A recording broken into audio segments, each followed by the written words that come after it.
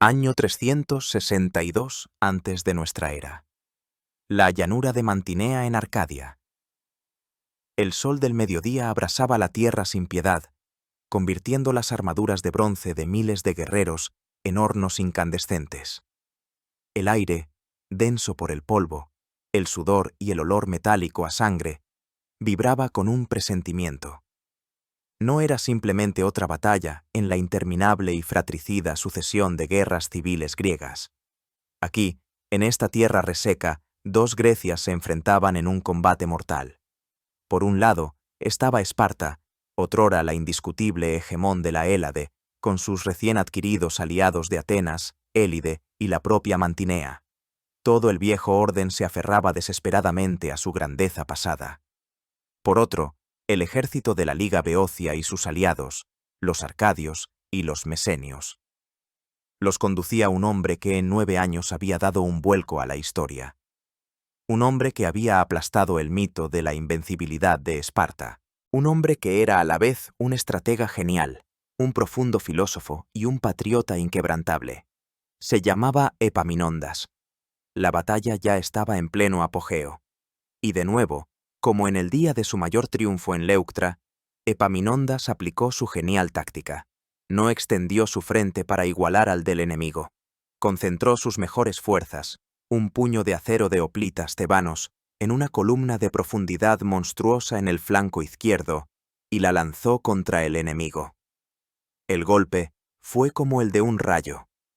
La falange espartana, invencible durante siglos, se resquebrajó, se doblegó y se desmoronó.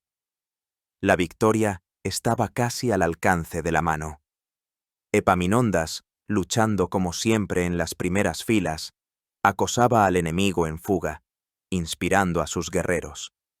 Y en ese preciso instante, en la cima del triunfo, una lanza enemiga, arrojada por un espartano en retirada, le atravesó el pecho.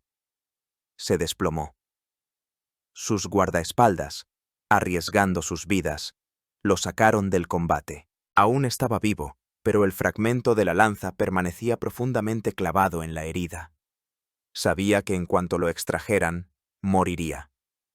Yaciendo en el suelo, desangrándose, solo hizo 2 preguntas.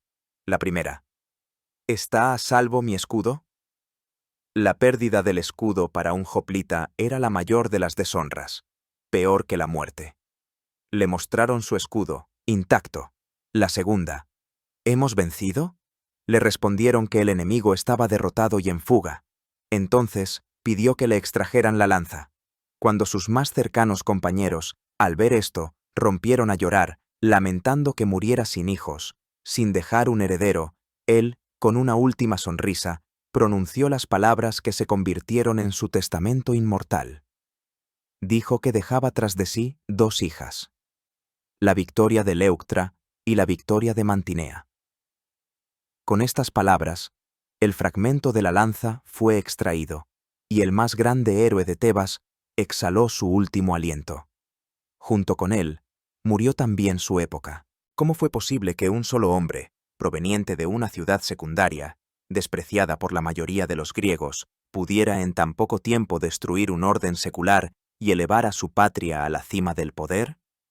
¿Quién fue este filósofo en el campo de batalla, este hombre desinteresado al frente del Estado, este estratega cuyas ideas se adelantaron a su tiempo en siglos y sentaron las bases de la táctica de Alejandro Magno y Federico el Grande?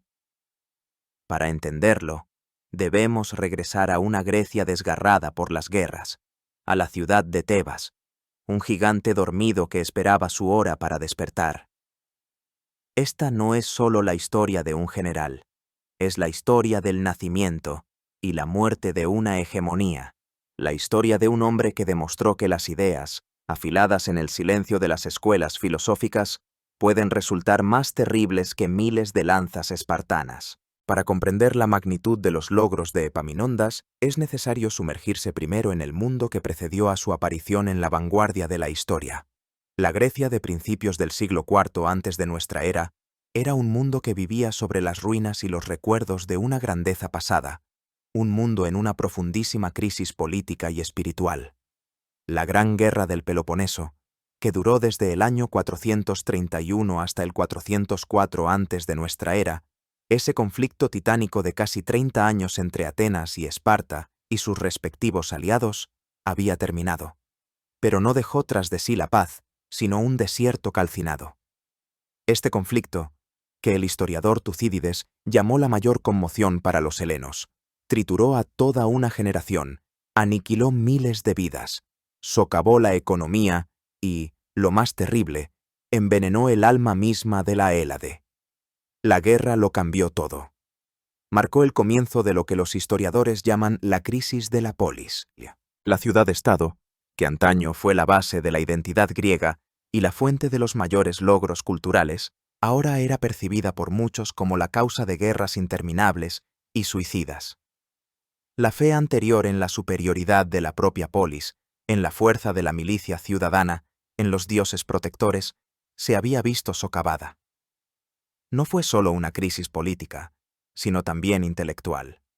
Aparecieron los filósofos sofistas, que cuestionaban los valores y las leyes tradicionales, afirmando que la verdad era relativa. La ejecución de Sócrates en Atenas en el año 399 se convirtió en un símbolo trágico de esta discordia en una sociedad incapaz de encontrar apoyo en los viejos ideales. La agricultura en muchas regiones fue destruida por la táctica de tierra quemada. Las rutas comerciales se interrumpieron. Surgió un fenómeno nuevo y siniestro: el mercenariado masivo. Miles de campesinos arruinados y exiliados despojados de su patria, para quienes la guerra se había convertido en el único oficio, estaban dispuestos a servir a cualquiera por un puñado de monedas, ya fuera un tirano griego o un sátrapa persa.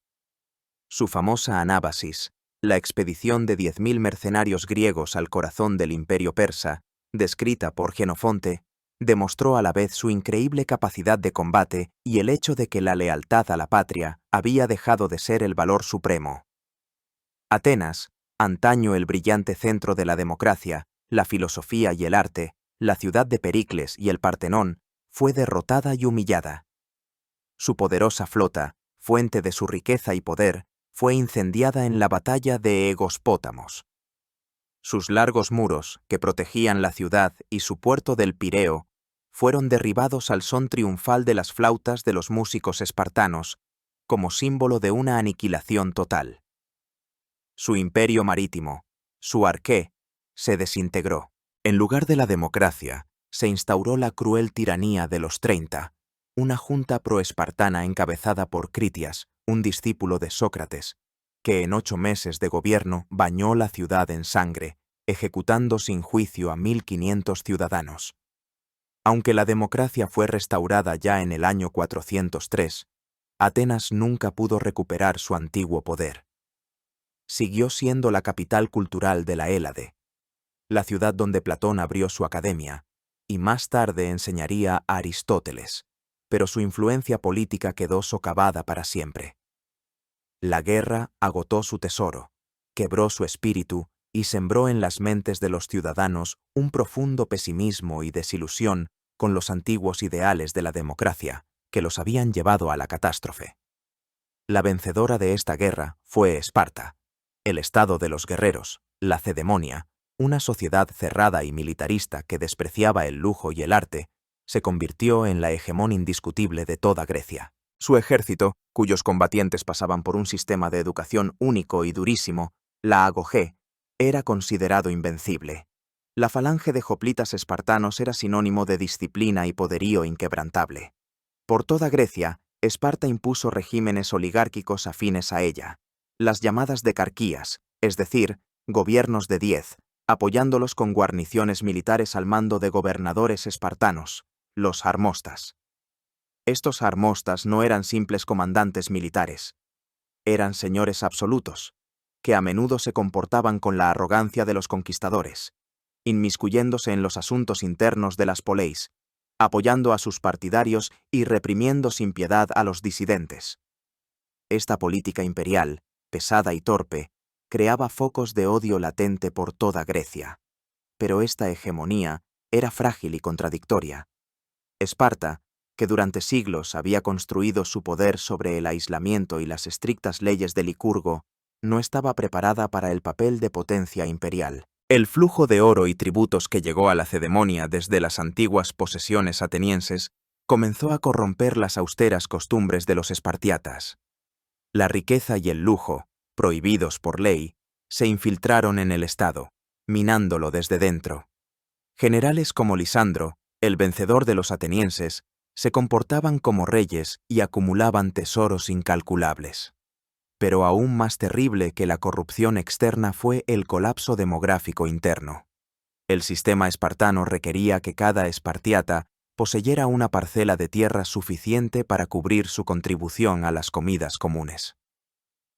Debido a las guerras, la concentración de tierras en manos de unos pocos y las estrictas leyes de herencia, el número de ciudadanos guerreros de pleno derecho, los homoioi, que significa los iguales, disminuía inexorablemente. Este fenómeno, conocido como oligantropía o escasez de hombres, socavaba el poderío militar de Esparta desde dentro. En la época en que Epaminondas apareció en escena, de aquellos legendarios guerreros espartanos no quedaban miles, como en los tiempos de las guerras médicas, sino apenas más de 1000. Su hegemonía se sostenía en la reputación y el miedo, no en la fuerza numérica real. Y lo más importante, el sistema espartano se basaba en la explotación cruel de la población esclavizada, los ilotas. Eran los descendientes de los mesenios conquistados que cultivaban la tierra mientras los espartiatas se dedicaban exclusivamente a la guerra. Los ilotas, que superaban en número muchas veces a sus señores, los odiaban con un odio feroz y eran una fuente constante de amenaza, listos para estallar en cualquier momento. Esparta era como un guerrero de pie sobre un barril de pólvora. Toda su política exterior estaba subordinada a un único temor: el temor a una rebelión de los ilotas. Al este, sobre una Grecia fragmentada y desangrada, se cernía la sombra del imperio persa aqueménida. El gran rey Artajerjes II, aprovechando las luchas intestinas griegas, se convirtió de nuevo en el principal árbitro de sus asuntos. Financiaba generosamente ora a un bando, ora al otro, avivando los conflictos e impidiendo que ninguna polis se fortaleciera en exceso. El oro persa, los dáricos, se convirtió en un arma tan poderosa como las lanzas espartanas. La llamada Paz del Rey o Paz de Antálcidas del año 387, impuesta a los griegos por el oro persa y la fuerza espartana, consolidó esta humillante dependencia. Para los griegos, educados en las hazañas de los maratonianos y los héroes de Salamina, esto fue una deshonra imborrable. La paz en la Hélade era dictada por un descendiente de Jerjes.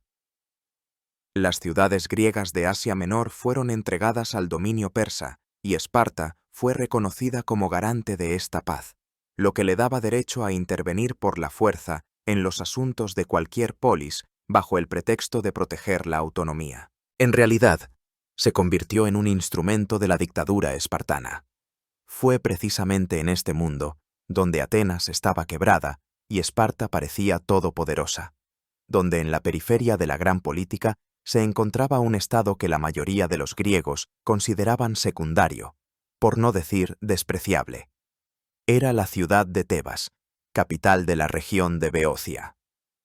Beocia, una fértil llanura al noroeste de Ática, tenía mala reputación en Grecia. Los propios beocios, y especialmente los tebanos, eran considerados por los refinados atenienses como palurdos rudos y toscos, carentes de agudeza mental, más interesados en la comida y la bebida que en la filosofía. Los bromistas atenienses los llamaban despectivamente cerdos beocios. Se les acusaba de medismo, de traición a la causa panhelénica durante las guerras greco-persas, cuando Tebas se puso del lado del rey persa Jerjes. Durante la guerra del Peloponeso, fueron fieles aliados de Esparta y los enemigos más feroces de Atenas, exigiendo tras la victoria que la ciudad fuera arrasada y sus habitantes vendidos como esclavos. Políticamente, Tebas encabezaba la llamada Liga Beocia, una federación de ciudades de Beocia. Pero esta federación era frágil. Otras ciudades beocias, como Orcómeno y Platea, resentían el dominio tebano, y buscaban constantemente el apoyo de Esparta para debilitar a su poderoso vecino. En la propia Tebas había una encarnizada lucha entre dos partidos: el oligárquico, encabezado por los aristócratas Leontíades y Arquías, que se orientaba hacia Esparta, y el democrático, liderado por Ismenias, que abogaba por la independencia y era hostil a Esparta. A principios del siglo IV, Tebas, descontenta con las condiciones de la paz del rey, que socavaba su poder sobre la Liga Beocia, comenzó a llevar a cabo una política cada vez más antiespartana. Daba refugio a los exiliados atenienses y se negaba a participar en las campañas de Esparta. Esto provocaba la ira en Lacedemonia. Esparta solo esperaba un pretexto para castigar a la audaz ciudad y ponerla en su sitio. Y en el año 382 antes de nuestra era, tal pretexto se presentó. El general espartano Fébidas, conduciendo un ejército hacia el norte, pasaba cerca de Tebas. El líder del partido pro-espartano, Leontíades, conspiró con él. En una calurosa tarde, cuando los tebanos descansaban y los miembros del consejo de la ciudad estaban reunidos en la Acrópolis, la Cadmea, Fébidas, con un destacamento de guerreros, tomó por traición, en tiempo de paz, la fortaleza. El líder democrático Ismenias fue arrestado y posteriormente ejecutado. Cientos de sus partidarios huyeron a Atenas. En Tebas se instauró un régimen oligárquico pro-espartano, apoyado por la guarnición espartana en la Cadmea. Este acto de perfidia sin precedentes conmocionó a toda Grecia, incluso a los aliados de Esparta. La toma de una acrópolis en tiempo de paz era una violación flagrante de todas las leyes no escritas del mundo helénico, pero desde el punto de vista militar fue impecable. Tebas, el gigante dormido, fue decapitada y puesta de rodillas. Parecía que su historia había terminado. Pero fue precisamente en este momento de humillación, en una ciudad que gemía bajo el yugo de la guarnición espartana, donde vivía un hombre que ya tenía unos 40 años. No ocupaba ningún cargo, no participaba en intrigas políticas y no se había exiliado. Llevaba una vida tranquila y modesta, dedicándose a la filosofía y a los ejercicios físicos. Nadie, ni sus enemigos ni siquiera sus amigos, sospechaba aún que en este aristócrata pobre, que despreciaba la riqueza y el poder, se ocultaba el futuro libertador y el más grande general de Grecia. Se llamaba Epaminondas, y mientras Tebas estaba bajo la ocupación espartana y sus mejores ciudadanos languidecían en el exilio, en la misma ciudad, lejos del brillo y las intrigas del régimen oligárquico, vivía un hombre cuya biografía, hasta ese momento, era completamente atípica para un líder político o un general.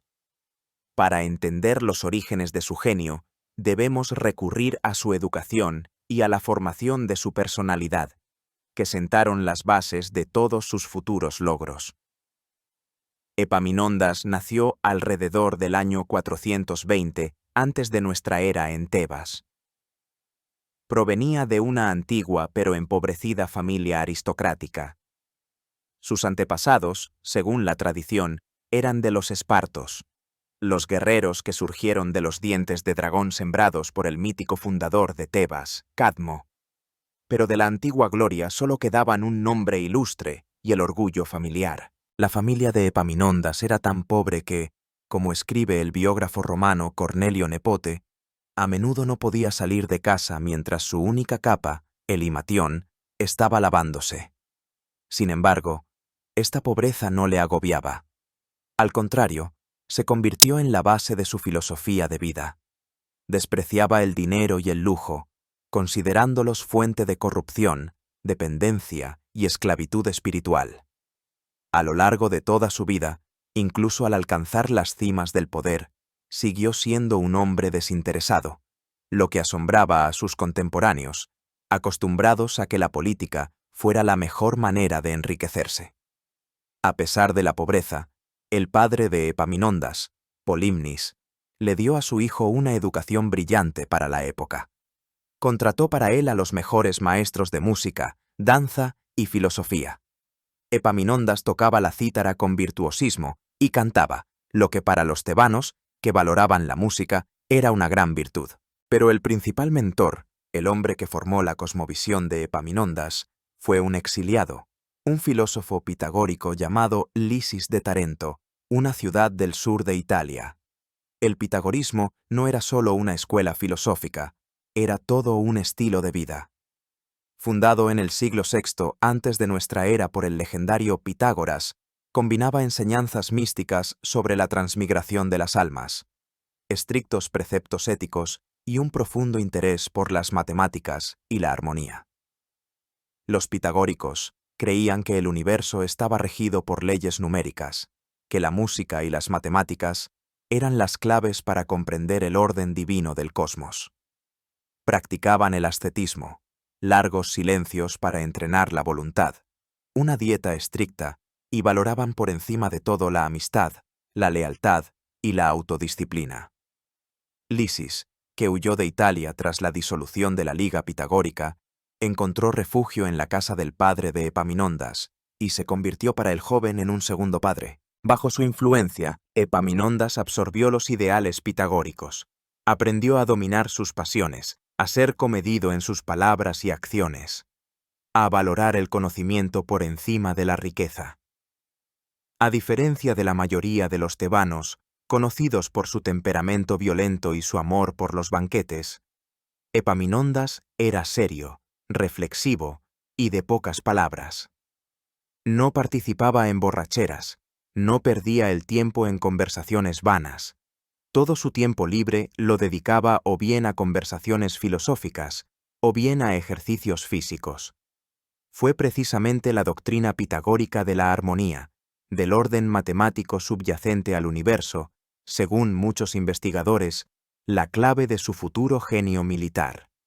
No veía el campo de batalla como una melé caótica, sino como un sistema que se podía calcular, donde se podía encontrar un punto débil y, aplicando la fuerza en el punto justo, como un músico que toca el acorde correcto, romper el equilibrio y lograr la victoria con pérdidas mínimas. Su táctica no era simplemente un conjunto de técnicas, era una filosofía encarnada en el movimiento de las tropas.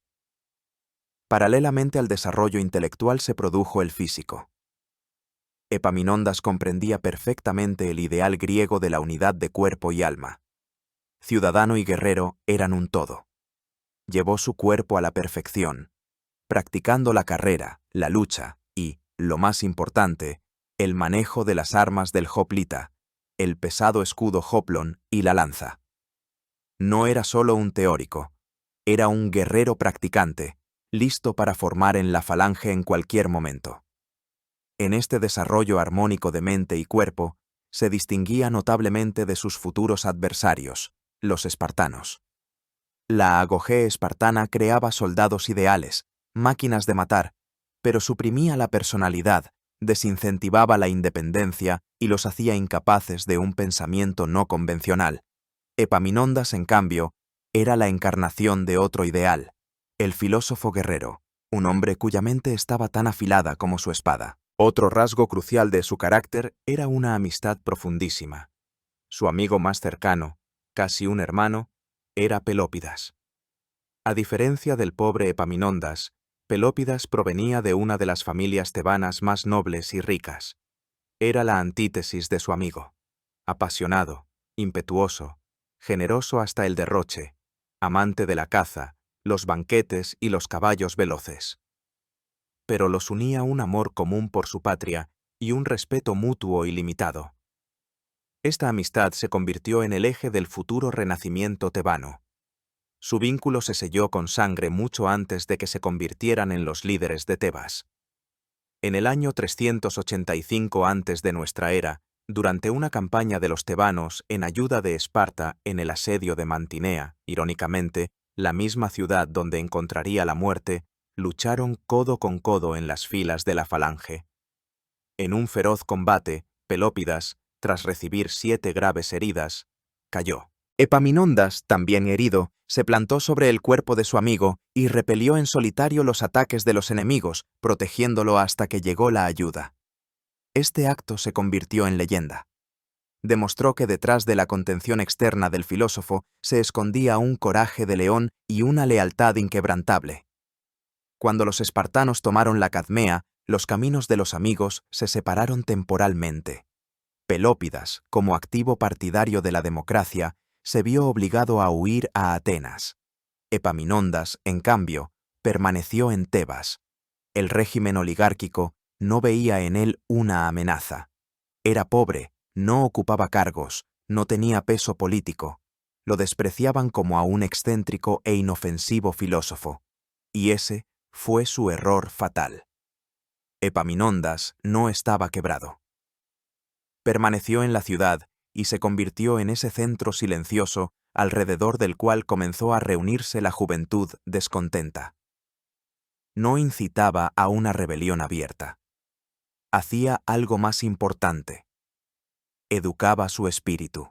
En las palestras, durante los entrenamientos, los convencía de que los tebanos no eran en nada inferiores a los espartanos, que la humillante derrota no era el fin, sino el principio. Preparaba el terreno para la futura liberación. Esperaba. Y su amigo, Pelópidas, ya preparaba en Atenas la daga que debía clavarse en el corazón de la tiranía. Invierno del año 379 antes de nuestra era. En Tebas reinaba una calma tensa. Los oligarcas proespartanos, liderados por Arquías y Leontiades, se sentían dueños absolutos. Apoyándose en la guarnición espartana de 1500 hombres que ocupaba la Cadmea, gobernaban la ciudad con mano de hierro, eliminando a todos los descontentos. Pero bajo esta capa de hielo de la tiranía ya bullía un manantial de conspiración. En Atenas, los exiliados tebanos, encabezados por el indomable Pelópidas, no perdían el tiempo. Preparaban un audaz plan para derrocar a los tiranos y liberar su ciudad natal. El plan era audaz hasta la temeridad. Un grupo de 12 conspiradores debía infiltrarse en secreto en Tebas y liquidar a los líderes del régimen oligárquico. Era, en esencia, una misión suicida. En caso de fracaso, les esperaba una muerte atroz, pero la sed de libertad era más fuerte que el miedo. Un día de diciembre, los conspiradores, disfrazados de campesinos y cazadores, con perros y redes, solos y en pequeños grupos, se acercaron a las murallas de Tebas. Esperaron el anochecer y, al amparo de una incipiente ventisca, entraron en la ciudad por diferentes puertas, mezclándose con la multitud de agricultores que regresaban de los campos. Fueron recibidos y ocultados en secreto en la casa de un simpatizante, un tal Caronte. El coordinador de la conspiración dentro de la ciudad era el secretario de los oligarcas, Fílidas. Era un agente doble, dedicado a la causa de la liberación. Fue él quien tendió la trampa perfecta. Conociendo la vida disoluta de los tiranos, especialmente del polemarca Arquías, les organizó un gran banquete, prometiendo al final de la velada traer a las heteras más bellas y nobles de la ciudad. El papel de estas heteras debían interpretarlo los conspiradores disfrazados. Por la noche, mientras los oligarcas, sin sospechar nada, festejaban y se entregaban a los excesos, llegó una terrible noticia a la casa de Caronte. Uno de los conspiradores, asustado, lo había contado todo. Se envió inmediatamente un mensajero a Arquías con una carta que detallaba todo el plan de la conspiración. Parecía que todo había terminado, pero el destino, o como dirían los griegos, Tique, estaba del lado de los libertadores. El mensajero entregó la carta a Arquías en pleno banquete. Este, ya muy ebrio, no quiso distraerse de la fiesta. Metió la carta bajo la almohada con unas palabras que se han convertido en sinónimo de una dilación funesta, diciendo que los asuntos importantes debían dejarse para mañana. Poco después, Fílidas anunció que las heteras prometidas habían llegado. Introdujeron en la sala a Pelópidas y a sus compañeros, vestidos con ropas de mujer, con los rostros ocultos bajo espesas coronas y velos. Los oligarcas en fiesta, enardecidos por el vino y la expectación, los recibieron con alegría. Y en el momento en que intentaron abrazar a las supuestas heteras, de debajo de las ropas de mujer brillaron las dagas. La matanza fue breve y despiadada. Arquias y sus compañeros de banquete fueron apuñalados directamente en la mesa del festín. Simultáneamente, otro grupo de conspiradores se dirigió a la casa del segundo tirano, Leontíades. A diferencia de Arquias, no estaba en el banquete. Estaba sobrio y era peligroso. Los conspiradores derribaron la puerta. Leontíades, agarrando su espada, los recibió en el umbral de su dormitorio. Se entabló un feroz combate, en el que Pelópidas mató personalmente al tirano. Mientras en la ciudad se desarrollaba este sangriento drama, ¿cuál fue el papel de Epaminondas? No participó directamente en los asesinatos. Su carácter, formado por la filosofía pitagórica, le repugnaban las conspiraciones secretas y el derramamiento de sangre de personas indefensas, aunque fueran tiranos. Su tarea fue otra, no menos importante. Junto con otro líder demócrata, Górgidas, tan pronto como se supo el éxito de la primera fase, levantó a los ciudadanos leales. Armaron a la juventud, a la que Epaminondas había estado preparando en secreto en los gimnasios, tomaron los arsenales, liberaron a los prisioneros políticos de las cárceles. Al amanecer, la ciudad estaba en sus manos.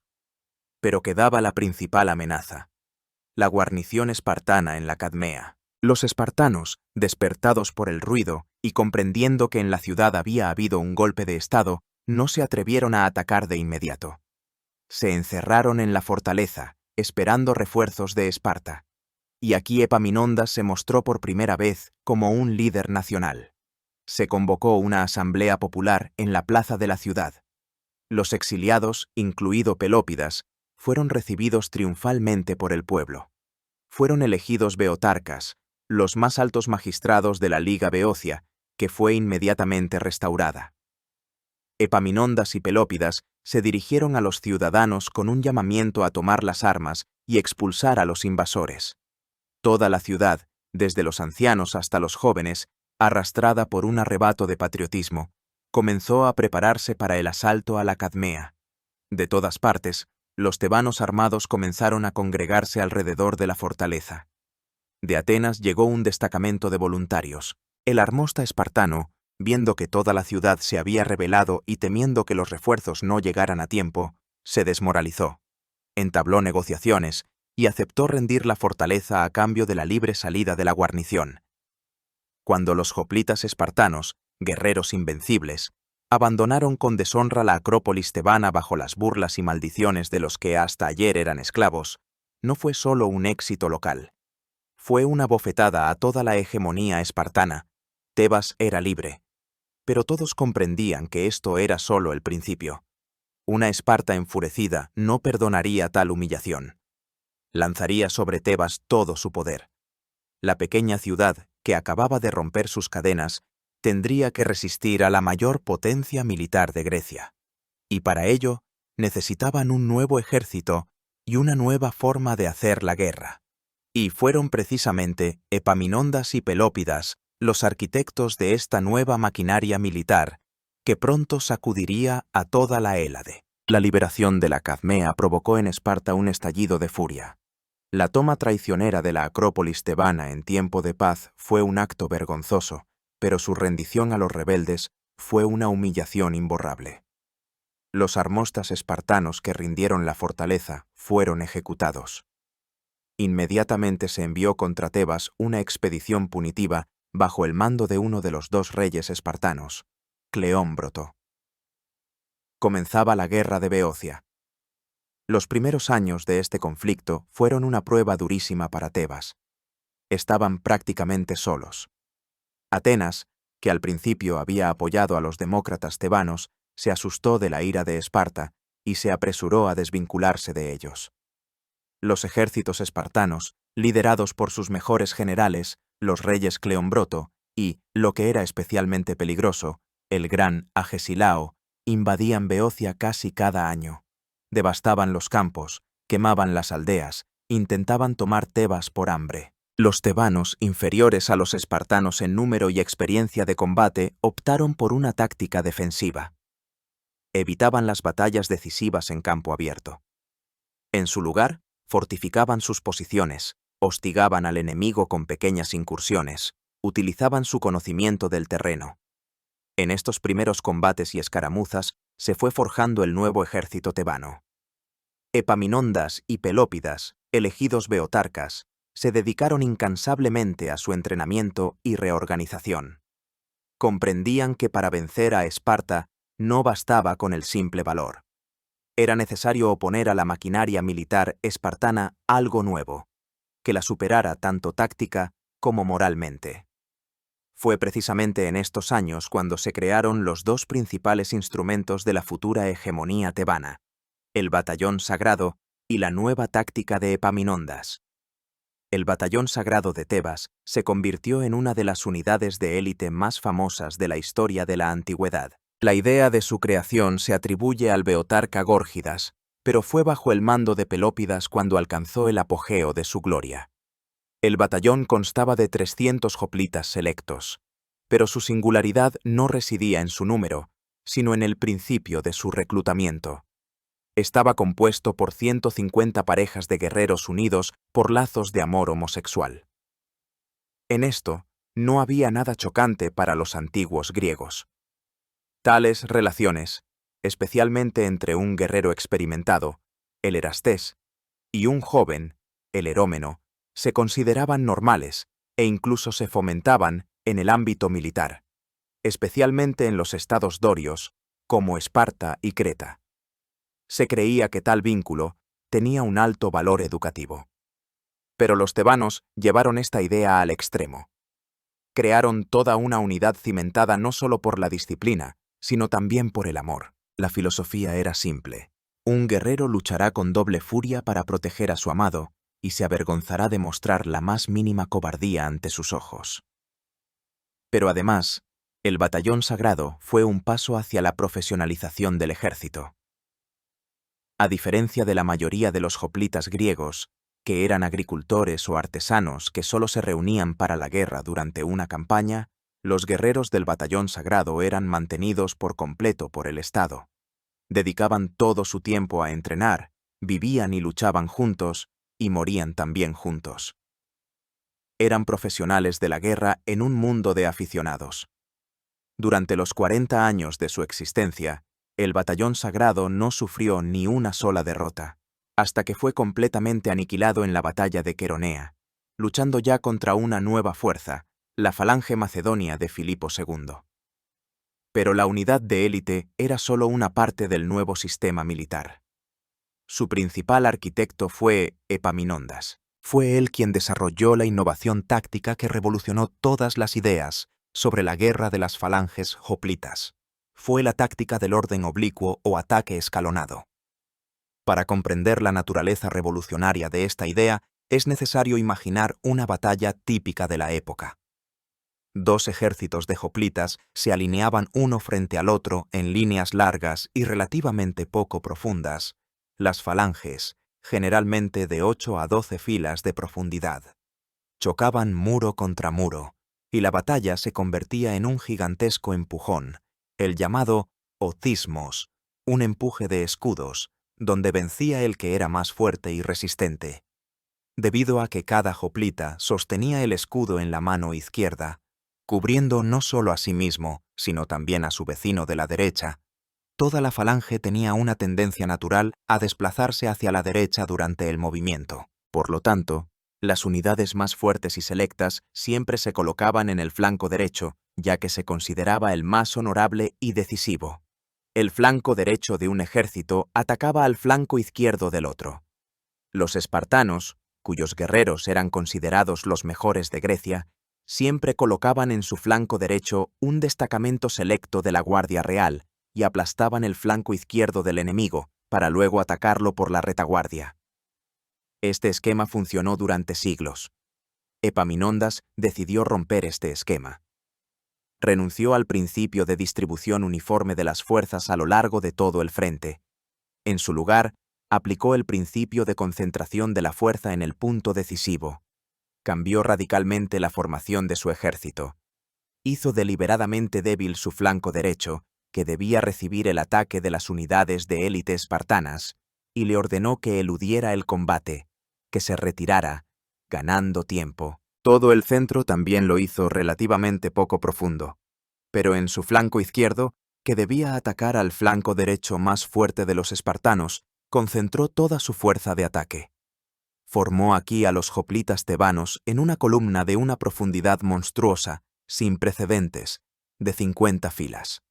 Al frente de esta columna, como una punta de lanza perforante, colocó al batallón sagrado de Pelópidas. Fue un riesgo táctico increíble. Debilitar deliberadamente 2/3 de su frente, apostándolo todo a un solo golpe, parecía una locura. Requería de los guerreros y comandantes una disciplina de hierro y una confianza absoluta en su general. La idea era simple y genial. Esta columna profunda, que poseía una masa y una fuerza de penetración enormes, debía, como un ariete, caer sobre el flanco derecho de los espartanos. Mientras los espartanos presionaban el débil flanco derecho y el centro de los tebanos, su propio flanco de élite sería aplastado y aniquilado por este superpuño. Y la derrota del flanco derecho, el de mando, donde se encontraba el propio rey, conduciría inevitablemente al pánico y a la derrota de todo el ejército. Pero desarrollar una táctica en la arena es una cosa, y hacerla funcionar en el campo de batalla, otra muy distinta. Epaminondas se enfrentó a enormes dificultades. Era necesario reentrenar a miles de hoplitas ciudadanos, acostumbrados al simple choque frontal. Obligarlos a retirarse en un flanco sin entrar en pánico mientras el otro flanco atacaba requería una entereza y una confianza sobrehumanas. Se necesitaron años de entrenamientos agotadores, de práctica de maniobras complejas, de una instrucción que convertía a los milicianos en un mecanismo bien engrasado. Además, Epaminondas fue uno de los primeros en Grecia en valorar realmente el papel de la caballería. Beocia era famosa por sus caballos, y él transformó la caballería tebana de una fuerza auxiliar en un arma de pleno derecho, capaz de asestar golpes decisivos, cubrir los flancos y perseguir al enemigo en fuga. Estaba creando un nuevo tipo de ejército, basado en la interacción de las armas, la maniobra y la concentración de la fuerza, un ejército del futuro. La oportunidad de ponerlo a prueba se presentó en el año 375 antes de nuestra era en la batalla de Tegira. Pelópidas, al frente del batallón sagrado y un pequeño destacamento de caballería, se enfrentó a 2 moras, es decir, destacamentos, de espartanos, que lo superaban en número 2 o 3 veces. En lugar de retirarse, Pelópidas compactó su destacamento en una columna densa y atacó. Rompió la formación espartana, les infligió grandes pérdidas y obtuvo una brillante victoria.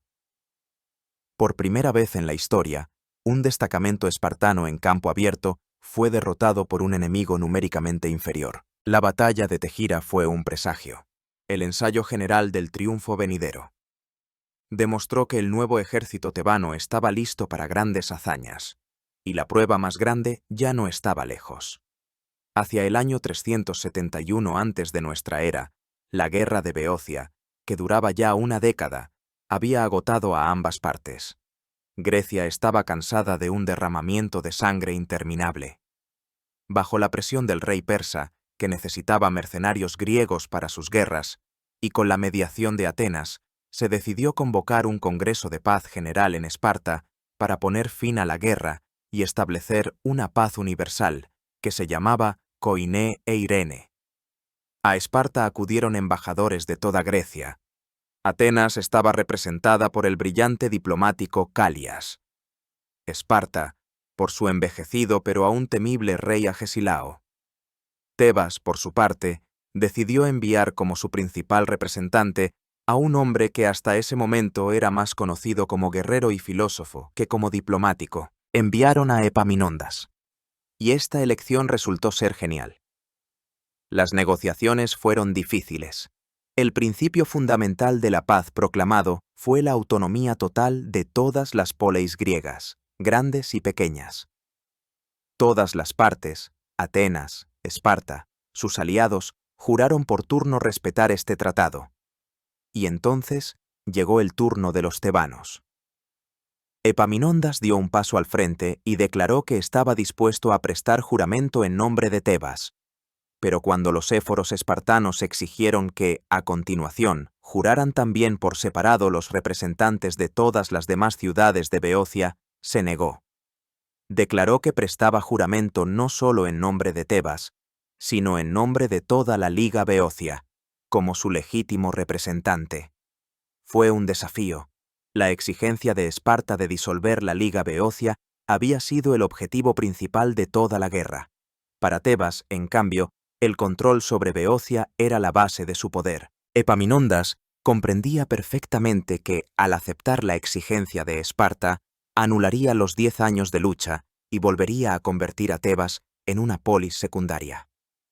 Comenzó una disputa encarnizada, y aquí Epaminondas se reveló como un gran orador. Se dirigió a los espartanos con un discurso lleno de lógica y sarcasmo mordaz. Preguntó: ¿por qué exigís que las ciudades de Beocia juren por separado, mientras que vosotros mismos habéis jurado en nombre de toda Laconia y de vuestros aliados? Si insistís en la disolución de nuestra liga, sed consecuentes y disolved también vuestra liga del Peloponeso. Dad autonomía a todas las ciudades de Laconia que mantenéis sometidas. Fue un golpe al corazón mismo del sistema espartano. El rey espartano Agesilao, enemigo personal de Tebas, enfurecido, se levantó y le preguntó airadamente: «Habla claro, ¿daréis autonomía a las ciudades de Beocia o no?» Epaminondas respondió con calma con otra pregunta: «¿Y vosotros, espartanos, daréis autonomía a las ciudades de Laconia?» Un Agesilao enfurecido ordenó que se borrara el nombre de Tebas del Tratado de Paz. De hecho, fue una declaración de guerra. Todas las demás polis griegas firmaron la paz. Tebas quedó completamente aislada, sola frente a todo el poder de Esparta y sus aliados.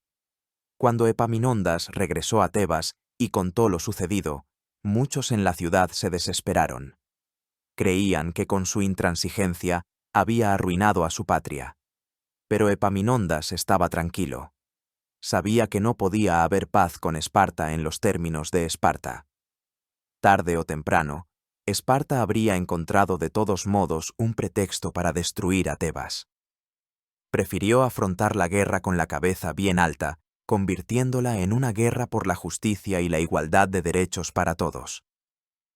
Desafió al hegemón. Y el hegemón aceptó el desafío. Sin perder un día, los espartanos dieron la orden a su ejército, que bajo el mando del rey Cleombroto se encontraba en la vecina Fócida. La orden era simple y clara: marchar inmediatamente sobre Tebas y destruirla. Verano del año 371 antes de nuestra era. La llanura cerca de la pequeña ciudad Beocia de Leuctra. Aquí, bajo el sol abrasador de julio, debía decidirse el destino no solo de Tebas, sino de toda Grecia. El ejército espartano, liderado por el rey Cleómbroto, invadió Beocia. Contaba con unos 10.000 hoplitas y 1.000 jinetes. El núcleo de este ejército lo formaban 700 espartiatas, la élite de las élites, guerreros que nunca en la historia habían perdido una batalla en igualdad de condiciones. Con ellos estaban sus aliados de la Liga del Peloponeso. Estaban absolutamente seguros de su victoria. El ejército tebano, que Epaminondas y otros 6 beotarcas sacaron a su encuentro, era notablemente más pequeño. Contaba solo con unos 6.000 hoplitas y aproximadamente el mismo número de jinetes. La moral de los tebanos estaba por los suelos. Estaban solos contra todo el poder de la Liga del Peloponeso. En su campamento reinaban el desánimo y el miedo. Muchos proponían no entrar en combate, sino refugiarse tras las murallas de Tebas y resistir un asedio. Los presagios también eran malos. En este momento crítico, fue Epaminondas quien, con su voluntad y su fe, cambió la situación. Se dirigió a los guerreros con un discurso encendido. Les recordó los años de la tiranía espartana, la humillación a la que fue sometida su ciudad. Les dijo que hoy no luchaban solo por Tebas, sino por la libertad de toda Grecia. que era mejor morir en combate que volver a ser esclavos. Para levantarles el ánimo, también se utilizaron profecías religiosas. Los sacerdotes encontraron una antigua profecía que decía que Esparta caería en ese mismo campo, donde, según los mitos, las hijas del héroe local Leuctro fueron violadas por los espartanos y, no pudiendo soportar la deshonra, se suicidaron, maldiciendo a sus agresores. Sus tumbas fueron adornadas, y los guerreros les ofrecieron sacrificios. Pero el factor decisivo fue la llegada al campamento de un viejo exiliado tebano, que contó que había tenido un sueño en el que las armas del templo de Heracles en Tebas habían desaparecido por sí solas. Esto se interpretó como una señal de que el propio gran héroe, nacido en Tebas, había salido invisiblemente a la batalla junto a sus descendientes. La moral del ejército se elevó. En el consejo de guerra de los beotarcas, los votos se dividieron. 3 estaban a favor de la batalla y 3 en contra. El voto decisivo fue el del séptimo beotarca, quien, influido por el discurso de Epaminondas, votó a favor del combate. Y así, los dos ejércitos se enfrentaron. Los espartanos se formaron según su esquema habitual. En el flanco derecho, el más honorable, colocaron a sus mejores guerreros, los espartiatas, liderados por el rey Cleómbroto. Su falange tenía la profundidad estándar de 12 filas. Epaminondas, en cambio, aplicó su nueva táctica, desconocida para todos. Debilitó su centro y su flanco derecho, ordenándoles que se retiraran y no entraran en combate serio. Y en su flanco izquierdo creó un ariete monstruoso, una columna de 50 filas de profundidad. Al frente de ella colocó al batallón sagrado de Pelópidas. Su caballería, superior a la espartana en número y calidad, debía cubrir el flanco de esta columna. La batalla comenzó con el choque de la caballería. Los jinetes tebanos, más experimentados, derribaron rápidamente a los espartanos y los expulsaron del campo de batalla, dejando al descubierto el flanco de la falange espartana. Y en ese momento Epaminondas dio la orden. Su flanco izquierdo, esa columna de 50 filas, avanzó, mientras el resto del ejército se retiraba lentamente, formando una línea oblicua. Los espartanos quedaron atónitos. Nunca habían visto nada igual. Esperaban un choque frontal estándar, y en su lugar, una muralla humana avanzaba contra su flanco derecho de élite. Cleómbroto intentó reorganizar su línea para recibir el golpe, pero ya era tarde. La poderosa cuña de los tebanos, liderada por Pelópidas y Epaminondas, se estrelló contra las filas de los espartiatas. Lo que sucedió a continuación no fue solo una batalla, fue una masacre. Imaginen el shock de un espartiata en la primera fila. Toda su vida le habían enseñado que era el mejor guerrero del mundo. Y ahora, hacia él no avanzaba una línea, sino un muro de hombres, de 50 personas de profundidad. El impacto fue de una fuerza tan aplastante que las primeras 12 filas de espartanos no fueron simplemente rechazadas, sino literalmente aplastadas por la masa de la formación que se les vino encima. Sus lanzas se rompían, sus escudos crujían, las filas traseras de los tebanos, sin poder luchar, simplemente empujaban a las de adelante, convirtiendo la columna en una prensa viviente. El batallón sagrado se abrió paso hasta el propio rey. Cleómbroto, luchando desesperadamente, cayó, abatido por múltiples heridas. Para un espartano, ver la muerte de su rey y la huida de sus compañeros era el fin del universo. Todo su sistema educativo, todo su orgullo, se derrumbaba en un instante. Su flanco derecho, su orgullo, vaciló y huyó. La huida de la élite provocó el pánico en el resto del ejército. Los aliados, situados en el flanco izquierdo y en el centro, al ver la derrota de los invencibles espartiatas, se dieron a la fuga sin siquiera haber entrado en un combate serio. La batalla, que debía ser el fin de Tebas, se convirtió en su mayor triunfo. Las pérdidas fueron incomparables. Los tebanos perdieron unos 300 hombres, los espartanos y sus aliados, más de 1000. Pero no se trataba de cifras.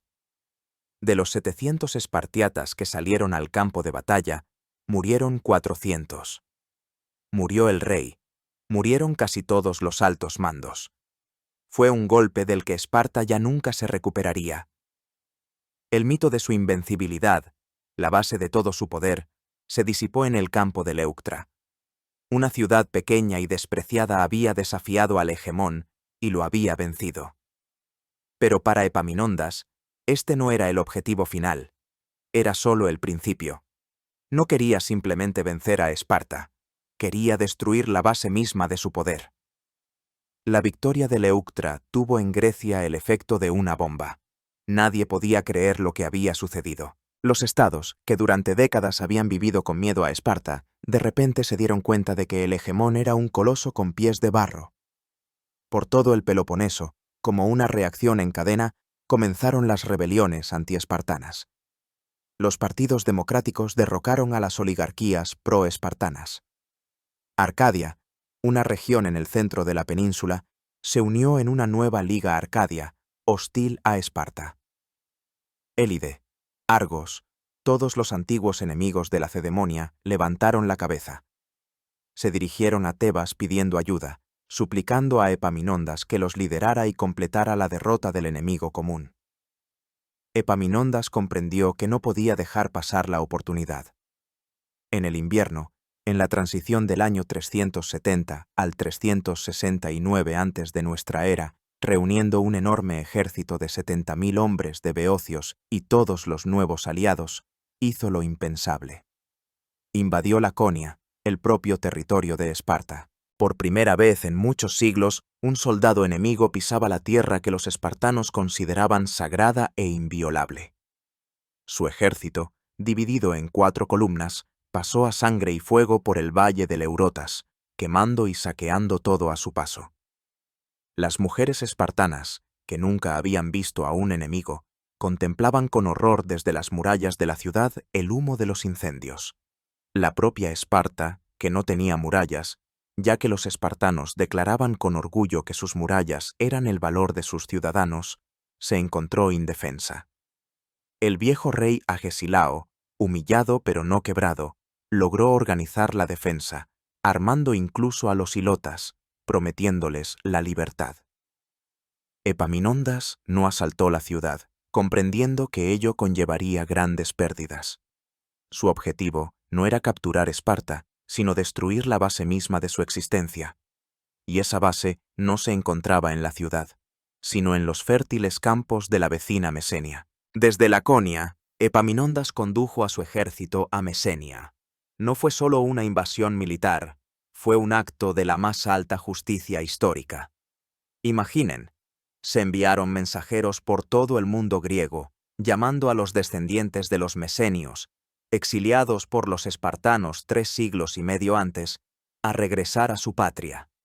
Desde Sicilia, desde el sur de Italia, desde el norte de África, de todas partes donde vivían como exiliados, comenzaron a acudir a la llamada. Para ellos, Epaminondas no era solo un general, era un mesías que les devolvía la tierra de sus antepasados. En la ladera del monte Itome, la antigua ciudadela de la resistencia mesenia, al son de flautas e himnos, fundaron una nueva capital, la ciudad de Mesene. Fue un acontecimiento de enorme importancia simbólica. Epaminondas invitó a sacerdotes y adivinos para encontrar el lugar más propicio. Se realizaron rituales para aplacar a los antiguos héroes de Mesenia. Según la tradición, incluso se encontraron milagrosamente textos sagrados que, se creía, habían sido escondidos por el héroe Aristómenes durante la última rebelión mesenia. Epaminondas dirigió personalmente la planificación, creando una ciudad con poderosas murallas, torres, un ágora y teatros. No construía solo una fortaleza. Estaba reviviendo una nación, dando a los antiguos esclavos una capital, leyes y un sentido de su propia dignidad. Este acto de creación fue tan importante como la derrota del enemigo en el campo de batalla, y consolidó para siempre la fama de Epaminondas no solo como destructor, sino también como creador. La liberación de Mesenia y la fundación de un nuevo estado fue un golpe mortal para Esparta. No fue solo una victoria en el campo de batalla, fue un acto de la más alta estrategia estatal, la socavación de los cimientos económicos del enemigo. Todo el sistema social espartano se basaba en la posesión de parcelas de tierra, los cleroi, en Laconia y Mesenia, que eran cultivadas por los ilotas. Los ingresos de estas tierras permitían al espartiata mantenerse, contribuir a las comidas comunes y dedicar todo su tiempo a la guerra. Con la pérdida de Mesenia, el Estado espartano perdió el motor económico que alimentaba su maquinaria militar. El número de ciudadanos de pleno derecho, que ya estaba disminuyendo, comenzó a caer catastróficamente. Esparta pasó de ser una potencia hegemónica panhelénica a un estado secundario y ordinario, encerrado en las montañas de Laconia. Fue una herida de la que nunca se recuperaría. Al mismo tiempo, Epaminondas fortaleció la Liga Arcadia, fundando para ella una nueva capital común, Megalópolis, que significa la gran ciudad, que debía convertirse en un baluarte contra Esparta en el corazón mismo del Peloponeso. Mesene y Megalópolis se convirtieron en dos poderosas fortalezas, dos grilletes puestos para siempre a Esparta para contener su agresión. Epaminondas actuó no como un conquistador, sino como el arquitecto de un nuevo orden, basado en el equilibrio de poder y la libertad de la tiranía espartana. Sin embargo, esta grandiosa campaña, que duró varios meses, excedió el mandato de Epaminondas como beotarca. Cuando regresó a Tebas, no le esperaba un triunfo, sino un juicio. Sus oponentes políticos, envidiosos de su gloria, lo acusaron a él y a Pelópidas de excederse en sus poderes y exigieron para ellos la pena de muerte. Pero no se trataba solo de envidia. En Tebas existía una poderosa oposición conservadora. Eran grandes terratenientes, aristócratas de la vieja escuela, que temían el radicalismo de Epaminondas. Consideraban que su ambiciosa política, sus campañas interminables, la liberación de esclavos, la fundación de nuevas ciudades, agotaba el tesoro de Tebas, apartaba a los ciudadanos de sus campos e involucraba a Beocia en una guerra con toda Grecia. Su posición era simple. Hemos vencido a Esparta, somos libres. ¿Por qué tenemos que meternos ahora en los asuntos de todo el Peloponeso? No es nuestra guerra. No compartían las ambiciones panhelénicas de Epaminondas y veían en él a un aventurero peligroso que arriesgaba todo lo que se había logrado. Su juicio no fue solo un acto de envidia, sino una seria lucha política por el futuro de Tebas.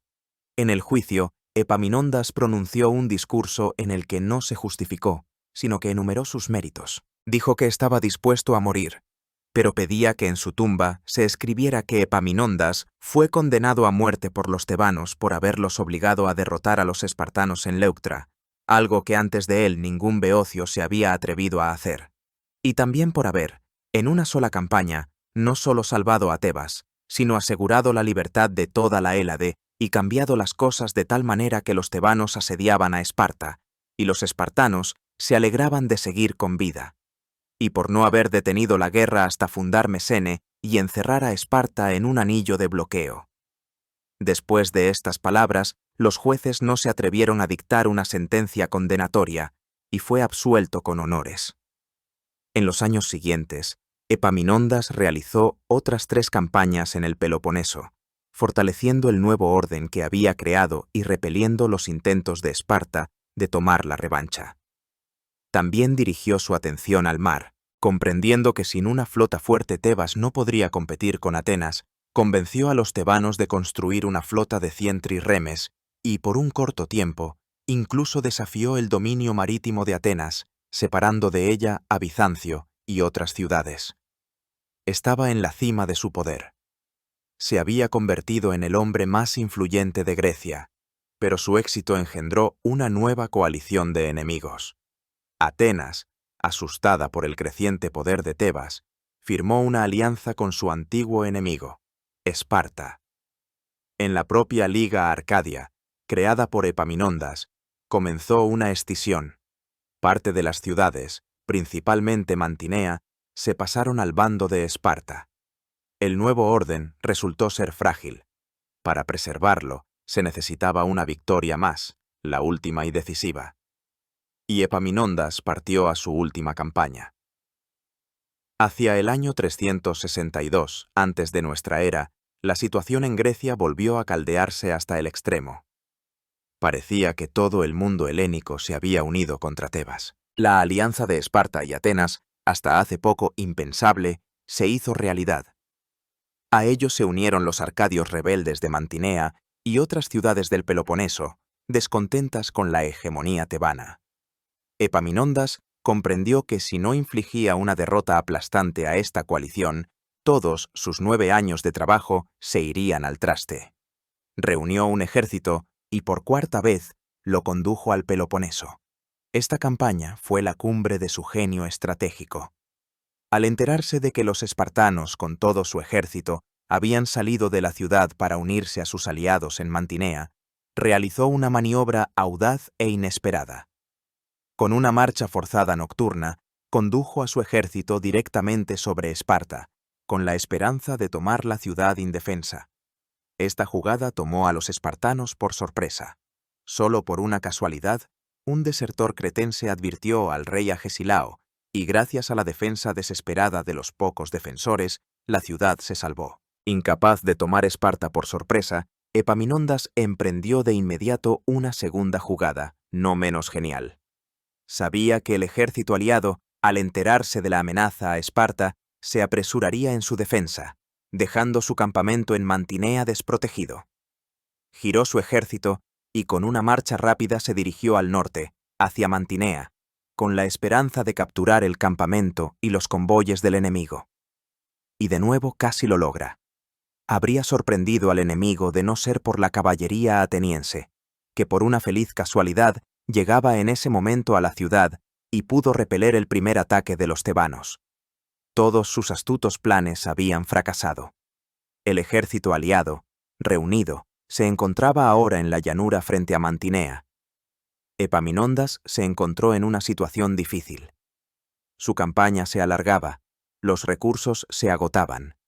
Necesitaba una batalla decisiva. Y decidió darla en sus propios términos.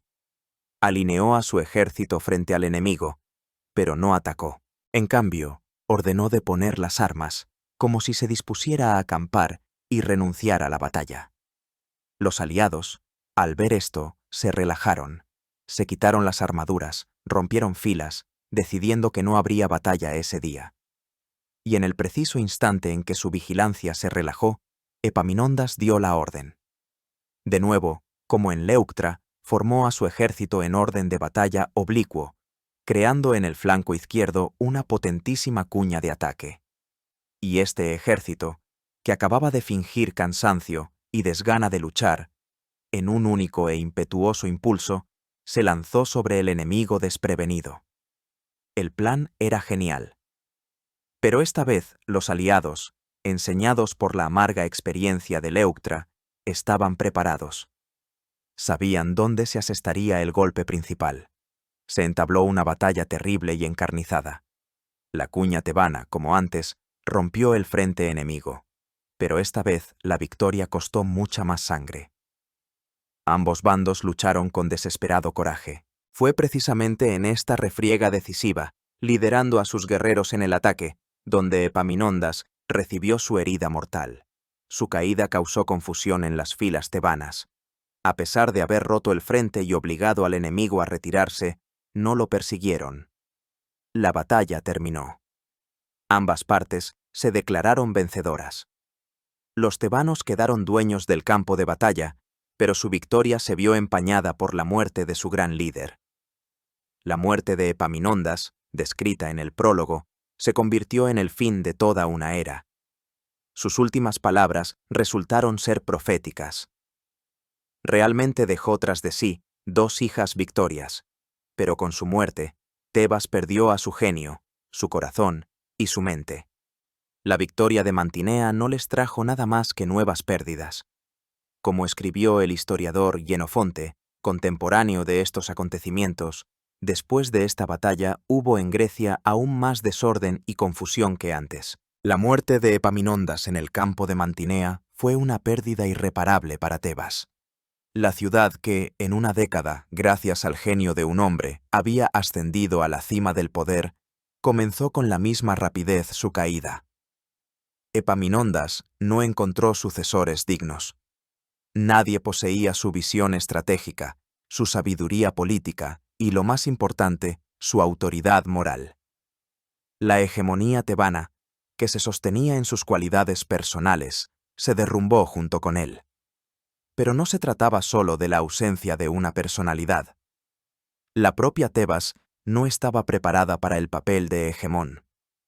No tenía ni un aparato administrativo desarrollado como el de Atenas, capaz de gobernar a sus aliados, ni una ideología secular que justificara su dominio, como la de Esparta. Su poder era exclusivamente militar, y cuando faltó el genio que dirigía ese poder, se volvió inútil. A diferencia de Atenas, que llevaba consigo las ideas de la democracia y el comercio marítimo, o de Esparta con su ideal de orden estricto, Tebas no pudo ofrecer al resto de Grecia ninguna idea atractiva y a largo plazo, más allá de la libertad de Esparta. Cuando se alcanzó este objetivo, su alianza comenzó a desmoronarse. Las interminables guerras intestinas en Grecia se reanudaron con nueva fuerza, debilitando aún más el mundo helénico. Y en este vacío de poder, creado tras la caída del Titán, ya entraba una nueva fuerza, hasta entonces desconocida, del norte. En Macedonia, en ese momento, vivía como rehén un joven príncipe, Filipo, el futuro rey Filipo II. Pasó en Tebas 3 años, en pleno apogeo de su poder. Vio el nuevo ejército tebano, estudió la táctica de Epaminondas, absorbió sus ideas militares y políticas. Fue él quien, al regresar a Macedonia, crearía sobre la base de las innovaciones tebanas su propia maquinaria militar, aún más perfecta, la falange macedonia con sus largas lanzas, las sarisas. Y fueron él, y luego su hijo Alejandro Magno, quienes, utilizando la táctica del orden oblicuo desarrollada por Epaminondas, conquistarían primero Grecia y luego todo el mundo conocido. De este modo, el genio militar del general tebano no murió con él, sino que fue heredado y desarrollado por sus discípulos macedonios, cambiando la faz de la guerra durante siglos. ¿Cuál es, pues, el legado del propio Epaminondas? Para los autores antiguos, fue una de las figuras más luminosas y nobles de la historia. El orador romano Cicerón lo llamó el primer hombre de Grecia. El biógrafo Cornelio Nepote lo situó por encima de todos los héroes griegos y romanos. Se le elogiaba por su desinterés, su modestia, su lealtad a la amistad y a la patria, su combinación única de cualidades de filósofo y general. Desde el punto de vista militar, su contribución es enorme. Fue uno de los mayores innovadores tácticos de la historia. Los principios de concentración de fuerzas en el punto decisivo, la interacción de diferentes armas, infantería y caballería, el uso de factores psicológicos para levantar la moral, todo esto lo convierte en uno de los padres del arte militar. En política, su legado es más controvertido. Aplastó a Esparta y cambió para siempre el mapa político de Grecia. Liberó a los mesenios, restaurando la justicia histórica. Pero el nuevo orden que creó resultó ser efímero. Su hegemonía, como las anteriores ateniense y espartana, se basaba en la fuerza de una sola polis y no pudo convertirse en una unidad panhelénica duradera. En última instancia, al debilitar los centros de poder tradicionales, él, sin desearlo, despejó el camino para la conquista macedonia. En esto reside la mayor ironía y tragedia de su vida. Un hombre que dedicó todo su ser a la idea de las poleis griegas libres, con sus propias victorias creó las condiciones en las que esa idea ya no podía sobrevivir. Ganó todas sus batallas, pero al final, en perspectiva histórica, su causa resultó perdida. Fue el último gran héroe de la Hélade libre, y su muerte fue el último acto de su largo drama. Pero quizás la lección principal de su vida no reside en el plano de la estrategia militar o política. Epaminondas fue la encarnación viva del ideal griego de la calocagatía, la combinación armónica de la belleza física y la virtud con la perfección moral e intelectual. Demostró que se puede ser un gran guerrero sin ser cruel, que se puede ser un gran político sin ser codicioso, que se puede alcanzar la cima del poder sin perder la dignidad humana. En una época de cinismo total, traición y afán de lucro, siguió siendo un hombre de honor, un filósofo en el trono y en el campo de batalla. Y en esto reside su imperecedera grandeza. Su historia es un recordatorio eterno de que incluso un solo hombre, armado con la fuerza del espíritu y la agudeza de la mente, es capaz de cambiar el mundo.